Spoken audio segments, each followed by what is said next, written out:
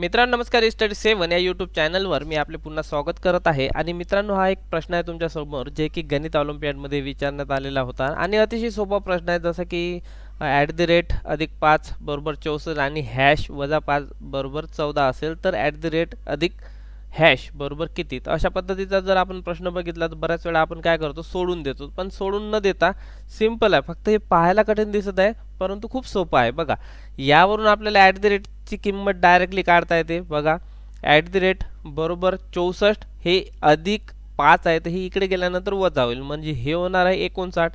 तुम्हाला at the रेटची इथे किंमत मिळाली. त्यानंतर हॅशची किंमत अशाच पद्धतीने काढायची आहे. बघा, इथे 14 आणि हे 5 उजव्या साईडने गेल्यावर अधिक होणार म्हणजे हे झाले 19 म्हणजे हे होणार आहे 78. तर अशा पद्धतीनं फास्ट आपल्याला आन्सर काढता येते. आणि दुसऱ्या पद्धतीनं जर काढायचं म्हटलं तर बघा, असंही आपल्याला काढता येते आणि हेही आपल्याला माहीत पाहिजे.